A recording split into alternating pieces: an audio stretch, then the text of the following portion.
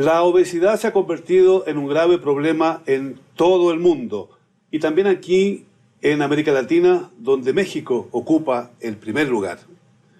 Bienvenidos a Claves, y esta es una coproducción de la televisión alemana Deutsche Welle y OPMA, el organismo promotor de medios audiovisuales de México. Mi nombre es Gonzalo Ernesto Cáceres y en la moderación me acompaña Lilia Silvia Hernández de OPMA.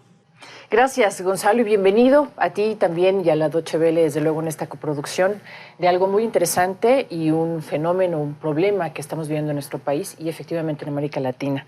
Hoy vamos a hablar de la obesidad y está con nosotros la maestra Luigina de Nicola Delfín, jefa del Departamento de Nutrición del Instituto Nacional de Cancerología. Gracias por estar aquí. Encantada.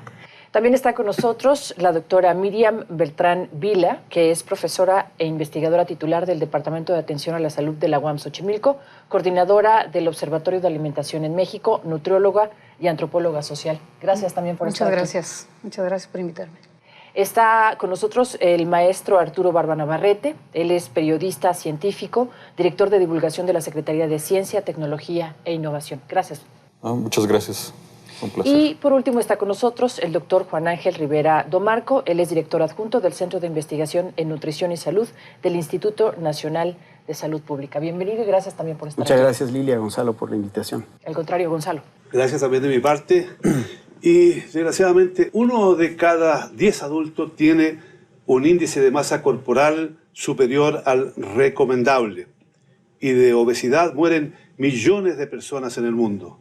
¿Tenemos conciencia, doctora, de este problema, de esta situación, o simplemente la mayoría de la gente lo ignora? Yo considero que se está generando, porque afortunadamente está habiendo ya programas de información y sí hay una respuesta de la población. Sin embargo, estamos en un proceso. No está establecida la conciencia porque definitivamente pues, veríamos resultados más contundentes, pero creo que estamos trabajando en ello. ¿Cuál sería el alcance de este problema en la región? Porque lo vemos desde México y nosotros tenemos un problema muy grave. Pero el alcance de la región de la obesidad, ¿cuál sería?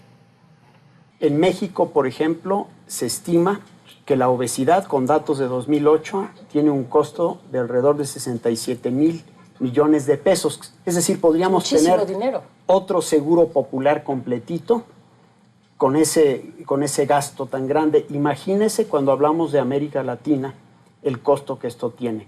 Y este costo, que incluye tanto los costos directos del tratamiento de las afecciones que son resultado de la obesidad, como el indirecto por el tiempo que las personas dejan de trabajar, por ejemplo, es muy, muy grande. Y además de eso, el costo más grande es el de la presión sobre los servicios de salud. En México ya hay hospitales que están teniendo, por ejemplo, tantas diálisis al día que los costos y los equipos ya están rebasados. Y ese es el problema. Si no lo detenemos, puede ser realmente una catástrofe en la salud pública. Cuando nosotros decimos que hay que frenar el asunto, ¿no?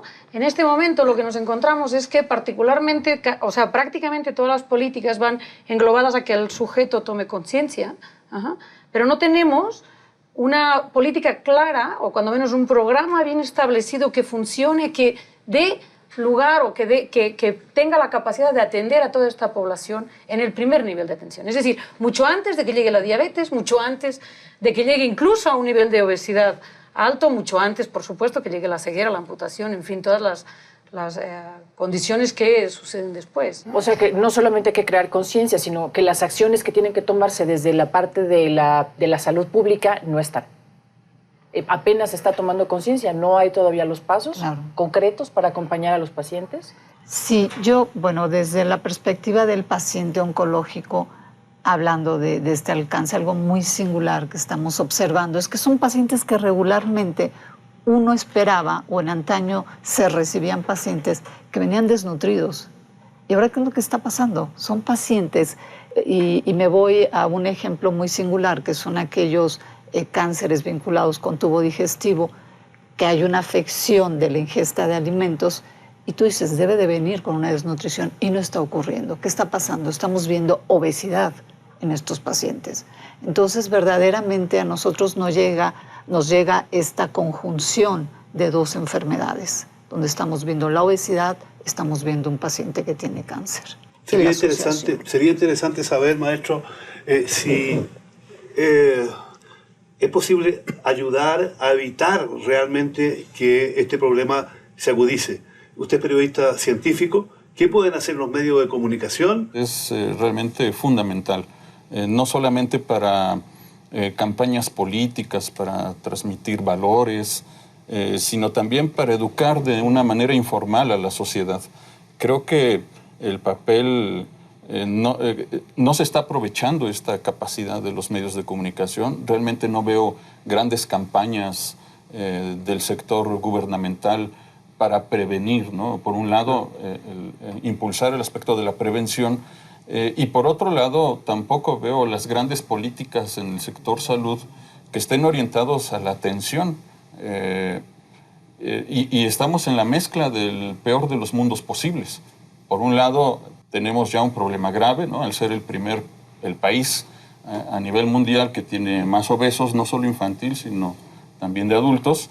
Y por otro lado, tenemos una cultura que está orientada hacia el consumo, hacia hábitos alimenticios que no son sanos, hacia la falta de ejercicio, y no vemos esas campañas donde los medios podrían formar un papel fundamental para esto.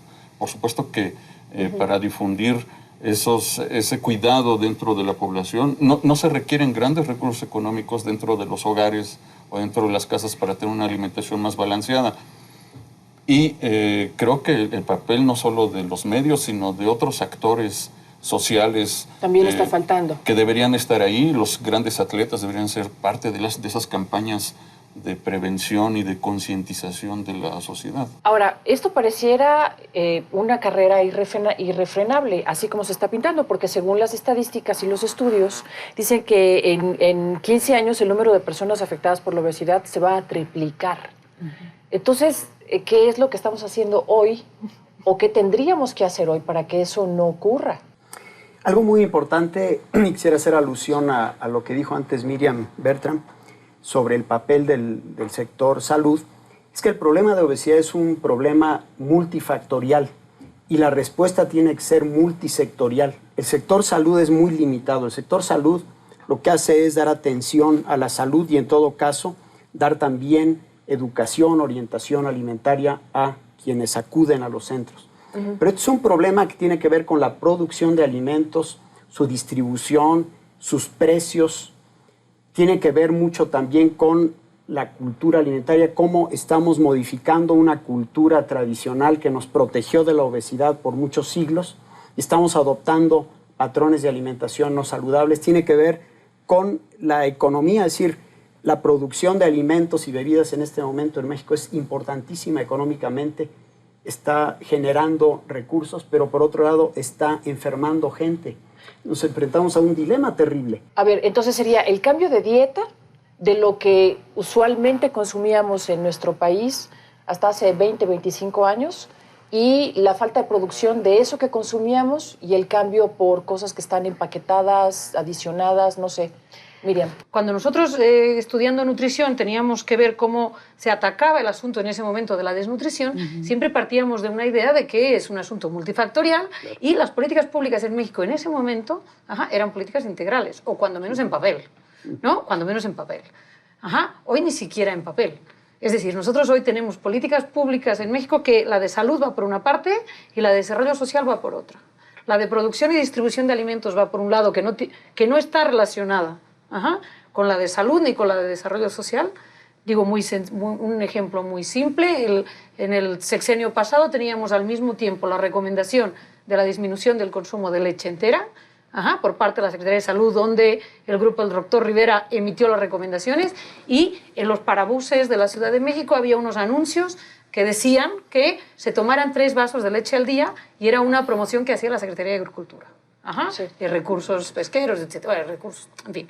Entonces, o sea, está claro ahí que no hay. Es más, hoy tenemos además una política clara de patrimonialización de nuestra alimentación tradicional. Muy curioso, porque al mismo tiempo que tenemos esa búsqueda del rescate de nuestro patrimonio en particular del patrimonio alimentario, yo me he encontrado en Yucatán donde se han prohibido que lleven los niños al interior de las escuelas toda una serie de comida, como los papazules, por ejemplo, que habían llevado toda la vida. Entonces, yo tengo un testimonio de un maestro que me decía, ¿cómo es posible que yo tengo que enseñar el patrimonio y el rescate cultural a mis alumnos y les tengo que prohibir que coman su propia comida? Es algo que realmente impacta, pero hay muchos factores que inciden en el drama de la obesidad, como hemos visto en esta conversación.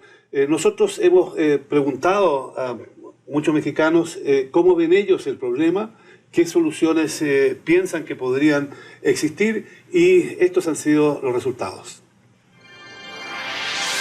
En los datos mundiales somos de los países con grandes problemas de obesidad. Considero que México tiene un problema de obesidad. Producto de una mala educación. Los papás no ponen atención a la alimentación de sus hijos. La gente no tiene unos buenos hábitos alimenticios. Come a cualquier hora y no a la hora que es debida. No tenemos una educación alimenticia, vaya.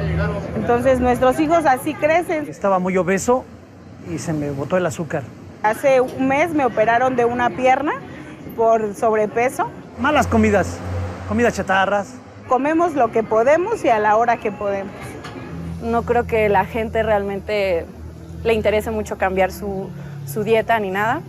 Y producto de cierta apatía por parte del Estado para regular comportamientos alimenticios. Ahorita estoy comiendo sopa de verdura y fruta y agua, porque tengo que bajar más de 30 kilos. Esto que acabamos de ver es una muestra muy clara de que, por lo menos en nuestro país, estamos confundidos de pronto acerca de qué es lo que realmente podemos consumir, qué tendríamos que ofrecerle a nuestros hijos para tener una dieta sana y que no los llevara a un sobrepeso y a las enfermedades por las cuales hoy estamos muriendo.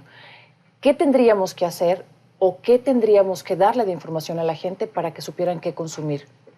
Cuando nuestra comida además es muy rica, ¿no? Maestra. Bueno, a ver, no es exactamente mi fuerte, ¿no? Yo soy más analista de contexto, pero bueno, yo pienso que hemos perdido el sentido común. O sea, yo pienso que hay que volver al sentido común y volver digamos, a esta idea que había más incluso de las madres, las abuelas, donde había una serie de controles más establecidos sobre lo que se puede comer o no. Una cosa que observamos también es que, por ejemplo, no solamente todo el mundo come todo el tiempo, los niños también, y es muy difícil negarles, ¿no? Parece que hubiera como una gran dificultad de decirles a los niños que no de determinadas cosas. Entonces, bueno, pues parece que también va relacionado todo este asunto en el papel que hoy los niños juegan en la sociedad, donde vivimos en una sociedad mucho más permisiva con muchas cosas hacia los niños, ¿no? Entonces, no solamente las abuelas tenían ese conocimiento, sino que además tenían el conocimiento que formaba parte de una educación más amplia. O sea, no es que haya que restringir la comida, es que hay que restringir la comida, el número de horas de televisión, que hay que hacer jugar, que hay que hacer la tarea, en fin. O sea, había espacios y tiempos para claro, cada cosa. Pero formaba parte de todo un sistema, digamos, de educación que tenía que ver con una serie de normas mucho más establecidas, que quizá ahora es mucho más complicado, pues, ¿no? Y que los niños tienen mucho más poder de decisión y que parece muy difícil decirles que no a los niños. Y eso hay muchas mujeres que me lo han dicho, que les cuesta mucho trabajo obligar a los niños a comer verdura, por ejemplo, ¿no?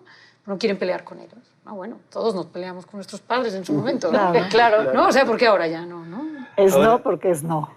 Así nos tocó, ¿no? Así es. Así nos tocó. Sería interesante saber, doctor Juan Ángel, sí, qué se puede hacer desde el gobierno. ¿Qué pueden hacer las autoridades para contribuir a que se tomen medidas efectivas para que el problema no se agrave, por lo menos? ¿Es posible? ¿Qué se está haciendo en México? Sí es posible. Digamos, lo que es muy importante es que vivimos en un entorno que hemos bautizado, bueno, se ha bautizado en inglés primero y luego en español, como obesigénico. Es un entorno promotor de obesidad. Es decir, uno muy fácilmente encuentra alimentos muy altos en azúcar, altos en grasa, de bajo costo, y es mucho más difícil encontrar, si uno va, por ejemplo, en la calle, alimentos saludables.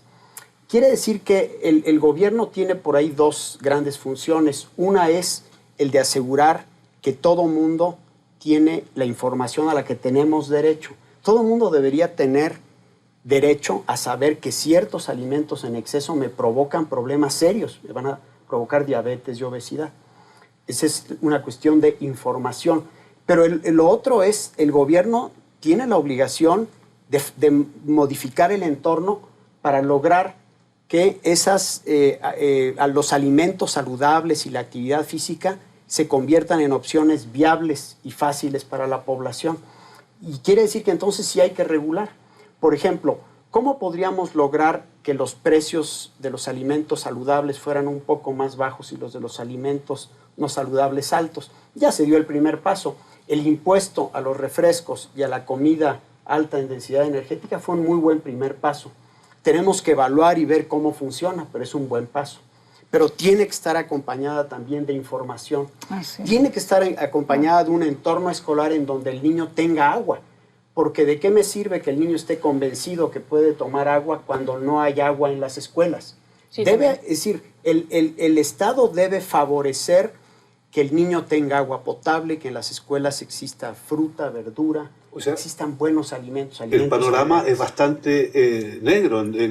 Si la realidad no va a la par con las medidas que se toman por parte de las autoridades, pero las personas que se sienten afectadas por esto o que se sienten amenazadas por esto, muestran interés. ¿Cuál es su experiencia? ¿Se acercan? ¿Quieren aprender a comer de una manera distinta? ¿Es posible hacer algo? Sí, definitivamente. En mi experiencia, algo que es llamativo es precisamente aquella persona que ya está en una condición de enfermedad, si busca el saber cómo alimentarse. Nosotros en el instituto y en el área de nutrición como tal, precisamente se acerca mucho, sea el familiar, sea el mismo paciente, a querer saber cómo se debe de alimentar. A nosotros nos ha inquietado muchísimo y en particular a mí me ha generado un objetivo el tratar de dar esta información. Yo he realizado 2 jornadas de conferencias.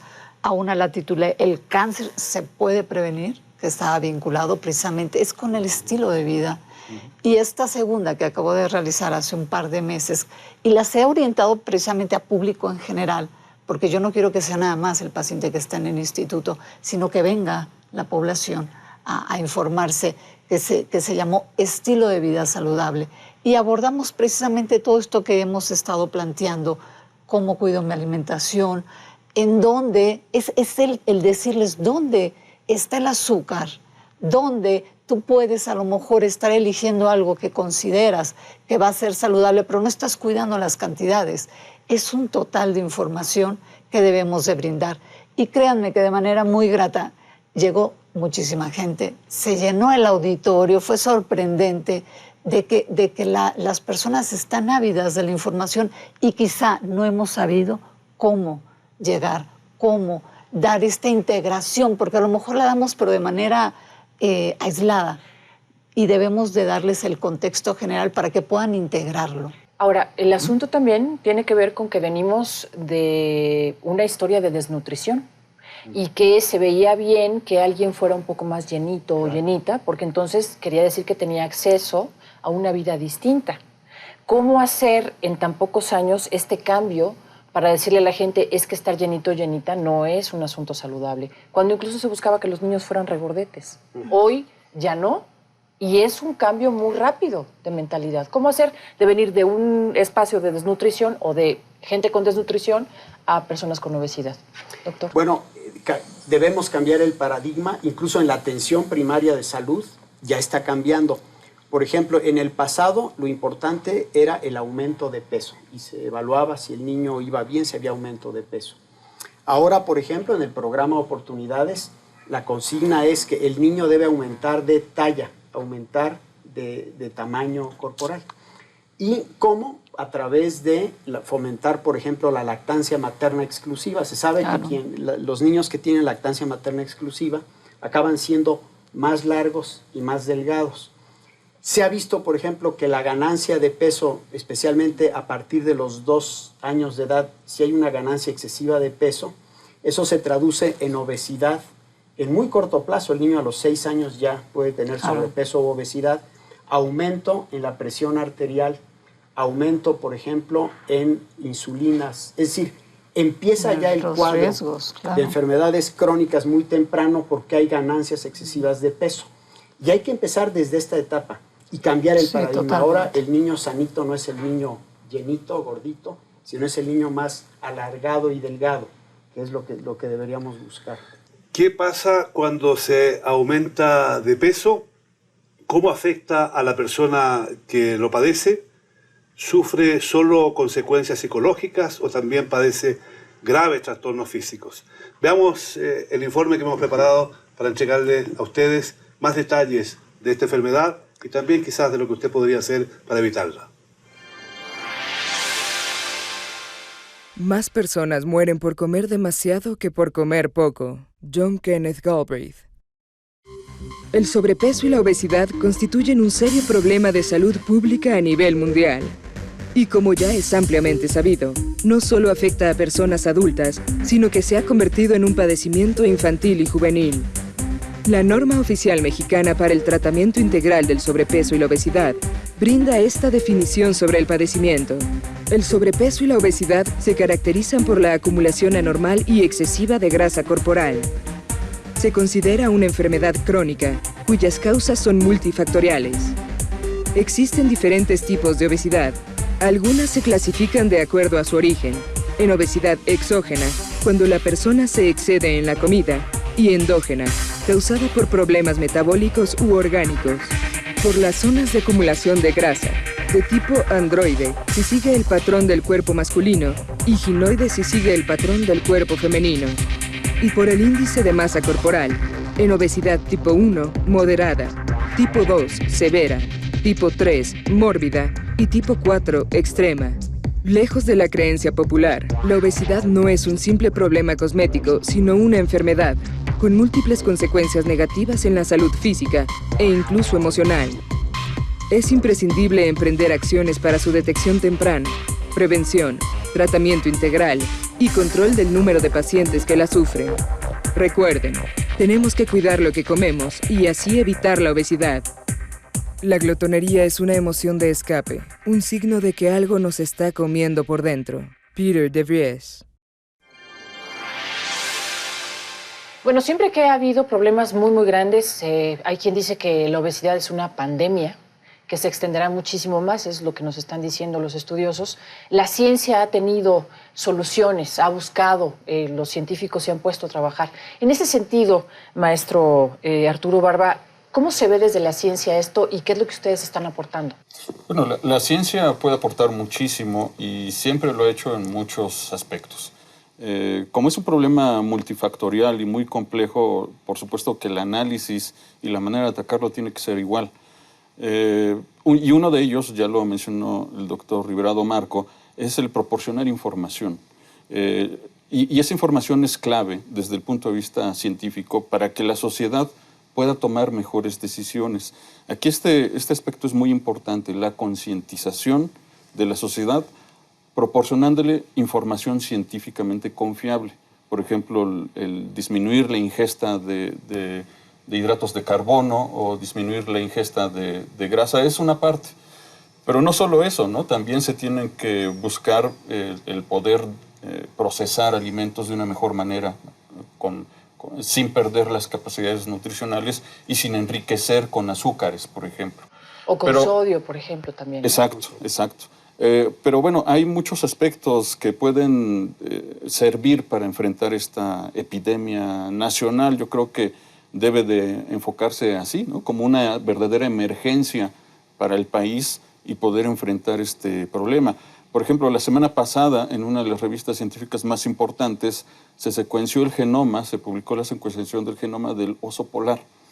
Y en este trabajo los investigadores identificaron algunos genes que le ayudan al oso polar a poder procesar la grasa. De hecho, más o menos poco más del 80% de la alimentación de este animal se basa en la grasa. Y sin embargo, no hay problemas cardiovasculares en los osos polares. Entonces los científicos identificaron algunos de esos genes. Eso no quiere decir que se pueda extrapolar esos resultados al ser humano.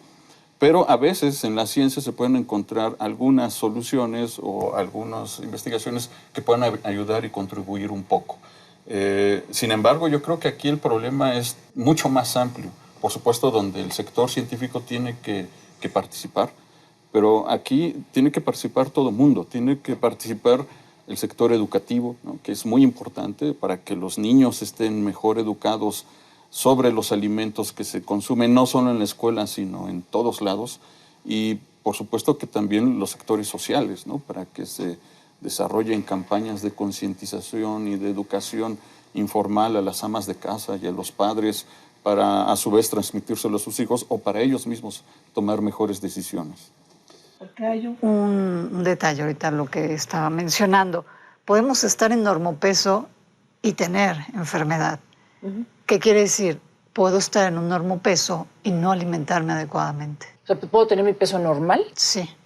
Y estar enferma. Y sí, y tener alguna problema condición de salud. Y no debemos olvidar que la obesidad está asociada a muchas otras enfermedades llamadas de la riqueza o de la opulencia, ¿no? Como por supuesto la diabetes, ¿no? Las enfermedades cardiovasculares, en fin. El mismo cáncer. Por supuesto cáncer. Son enfermedades que ahorita actualmente en México ocupan 3 de cada 4 camas, ¿no? En los hospitales. Entonces son Pero que ya no son de la riqueza, ¿eh? Que ya no son de la riqueza. Hemos hablado bastante de los hábitos alimenticios. Doctora Miriam, ¿usted recomendaría a la gente que siga comiendo comida chatarra, comida basura? ¿Recomendaría que se sigan ingiriendo toneles de bebidas gaseosas, que está comprobado que son negativos? ¿Qué deberían hacer las autoridades, aparte de dictar una ley que nadie sabe si se va a cumplir efectivamente o dónde van a terminar los recursos de esa ley que sube los precios de este tipo de bebidas? No, bueno, por supuesto que yo no recomendaría que la población siguiera consumiendo esas cantidades, ¿no? O sea, los alimentos todos, también lo aprendimos cuando estudiábamos la carrera de nutrición, todos los alimentos tienen nutrimentos, pero todos deben consumirse en una...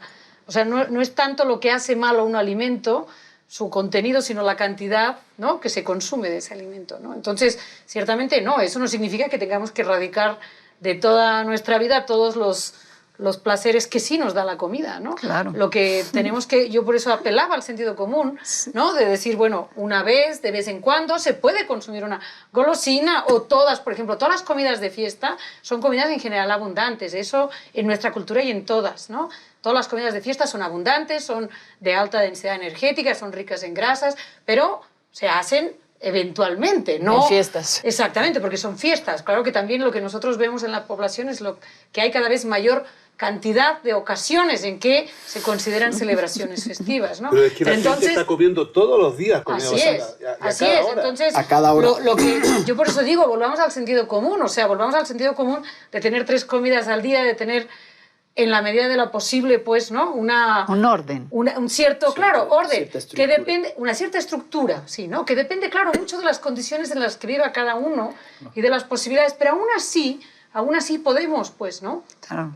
Tener todo ese tipo de cosas. Pero cuando se habla de orden, nos fijamos sobre todo en el orden que se pueda tener en lo íntimo, que es la familia. Claro. Y las condiciones sociales y económicas no están permitiendo que los padres pasen mucho tiempo con sus hijos. Claro. Cada vez más el tiempo es algo que los niños no tienen con los padres. ¿Y cuál es entonces la disciplina o el orden? Pero no se puede tanto. Pero hay una realidad. En función de lo que uno come en casa, sí hay una educación a los integrantes de la familia. Entonces yo creo que eso es fundamental, el que estemos trabajando en esta parte, a lo mejor precisamente a través de las amas de casa, para que generen estos cambios y se puedan convertir en hábitos de alimentación. Eso lo entiendo bien, pero cuando, por ejemplo, una ama de casa tiene que viajar a lo mejor 3 horas para llegar a su trabajo y cocinar un solo día toda la semana, va y consigue en el supermercado o en el mercado donde sea algo que pueda hacer rápido, que pueda preparar pronto y que pueda sentar y reunir a su familia el poco tiempo que le queda. Para no estar guisando. El problema es que esa madre tipo yo estoy convencida que no, yo lo que quisiera decir es que no es responsabilidad de las madres, ¿eh? Claro. No, es responsabilidad de todos, claro. De todos. O sea, para empezar. No, pero yo quisiera avanzar en el sentido de señalar que si hablamos de cambio de hábitos, ¿cómo se produjo, maestro, este cambio de hábitos? ¿Llegó de casualidad o es el resultado de la propaganda? ¿Es el resultado del intento de vender productos que no son alimenticios o que medianamente sirven para alimentarse?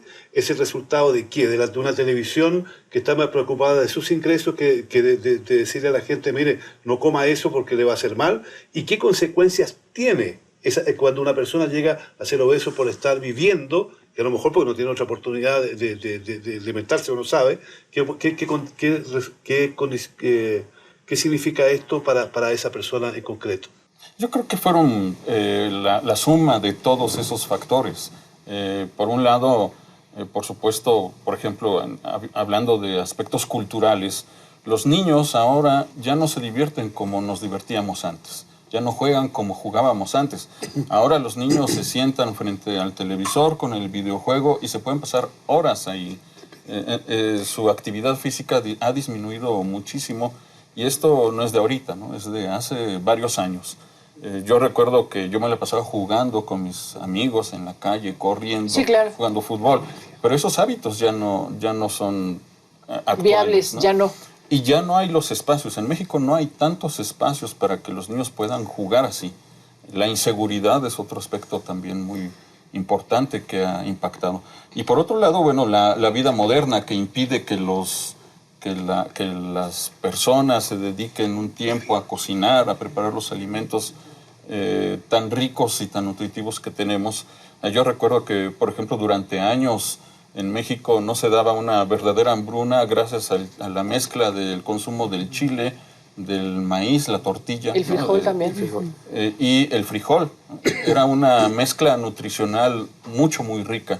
Y ahorita actualmente en México el consumo de tortilla ha disminuido de una manera constante y el consumo de pan se ha incrementado de una manera impresionante. De una manera impresionante. Y es cierto, por supuesto, todas estas grandes empresas productoras de esos alimentos anuncian todos los días, a todas horas en la televisión. Vemos anuncios de manera constante de los alimentos chatarra en la televisión que nos inculcan desde que somos niños y desde los niños que tienen acceso a la televisión. Ya hablábamos de las consecuencias, doctor, económicas, pero las enfermedades por las que hoy está muriendo la población en nuestro país y en general por la obesidad, ¿cuáles son?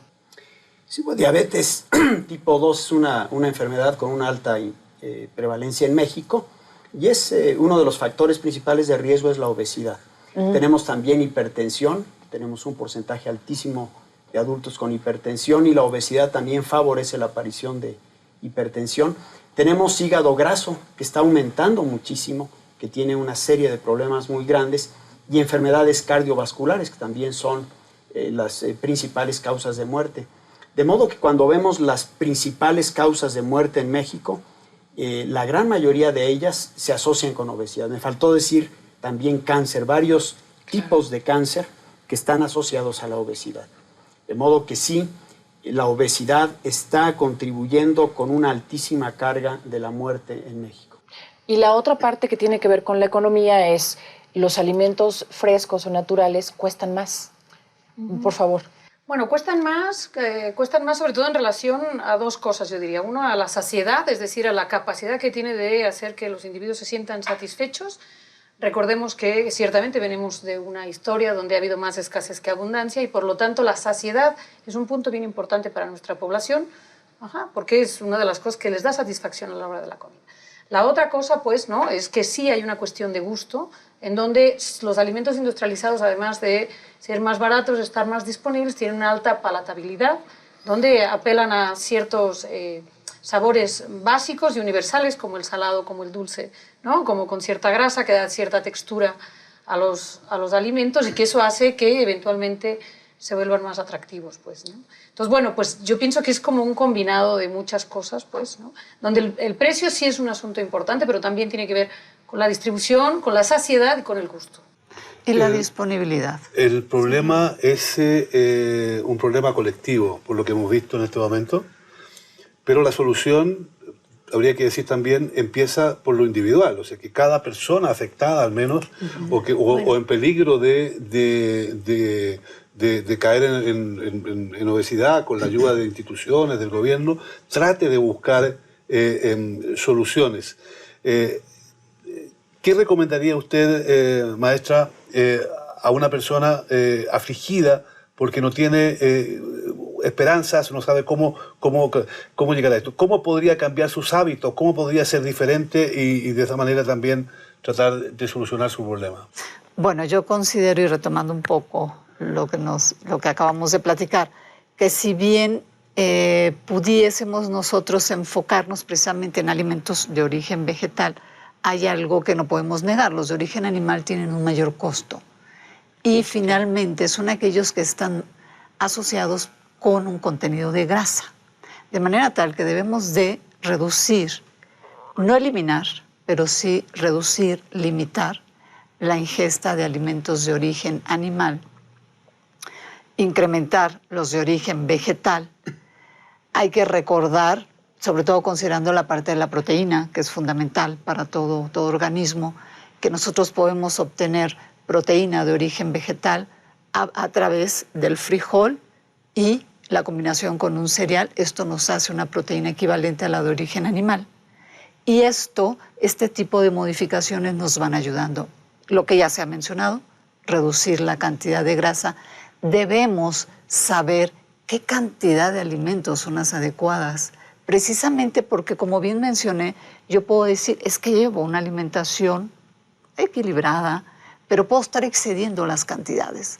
Cuidar estas cantidades, limitar definitivamente consumo de azúcar refinada, consumo de sal, consumo en general de colorantes artificiales y promover la actividad física. No irnos tampoco a la idea de decir, es que yo no puedo ir a pagar. Caminemos, vayamos a un parque a caminar, a realizar actividad.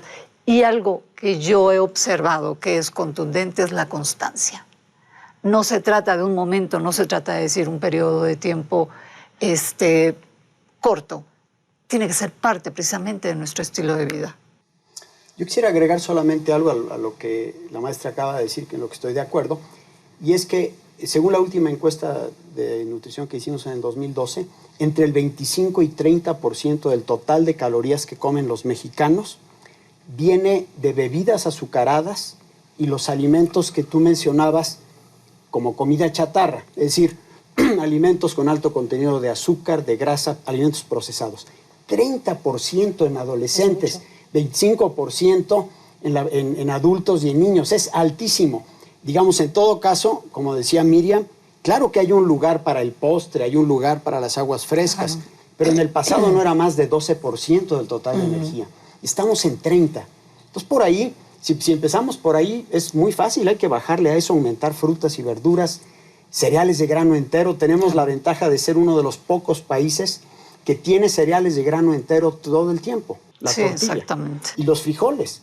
Y los frijoles han disminuido de una manera impresionante. Eso sí. Hemos disminuido a una quinta parte de lo que consumíamos. Por sustitución por pasta, además. Por pasta, por pan. Sí, pero bueno, está asociado también de cuando se pasó del policultivo al monocultivo.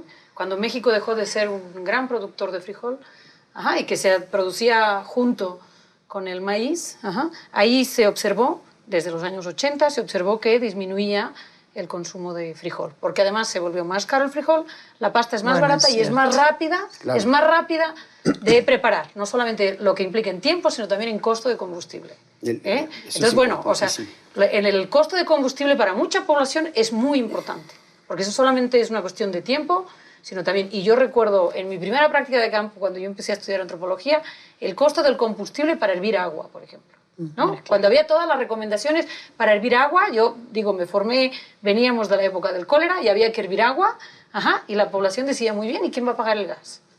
Sí, claro. Muy bien, ¿quién va a pagar eso? Ahora, yo quería decir una cosa con respecto a las intervenciones, que es que si sabemos y ya reconocemos, ¿no? Que me parece que es una cosa que hemos dicho al cansancio y que ya no es ninguna novedad, que la alimentación es una cosa cultural, que tiene que ver con el contexto.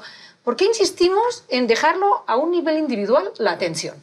O sea, yo pienso que mínimamente la atención nutricional, dado los problemas que tenemos hoy en México, y más allá de que podamos o no discutir las cifras las más conservadoras que tomemos son graves, ¿sí? ¿Por qué no hacemos intervenciones mínimamente familiares?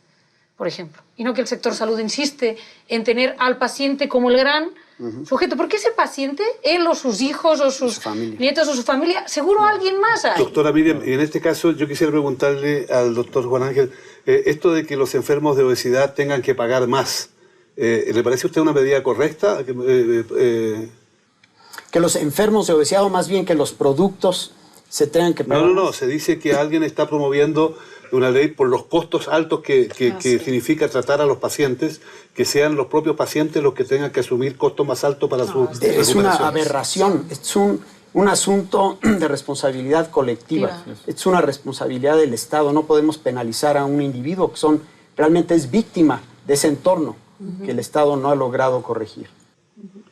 No ha logrado corregir. Y entonces, ¿cuál sería la última recomendación para los colegas periodistas que se preocupen más de este tema y que traten de hacer más programas como este para llegar con información directa a las personas afectadas? Claro que sí, claro que sí. Este es un caso muy bueno, ¿no? Yo creo que debemos replicar estos tipos de esfuerzos y no solo eso, sino también impartir cursos a los comunicadores para que se den cuenta de la gravedad del asunto y para que, por supuesto, se dediquen a hacer reportajes y analicen cuál es el costo no solo económico, sino social, cultural e incluso político de la obesidad. La verdad es que somos nosotros actores clave, estamos entre quienes generan el conocimiento, entre quienes toman decisiones y el resto de la sociedad. Y yo creo que debemos asumir ese papel y ese rol. Sin duda alguna hay que asumir ese papel y desde luego pensamos que es necesario en todos los países de América Latina llevar adelante campañas para que todo el mundo se informe y sepa cómo defenderse de la obesidad. Es un problema que nos afecta a todos, en todo sentido. Gracias por acompañarnos, gracias por estar con nosotros.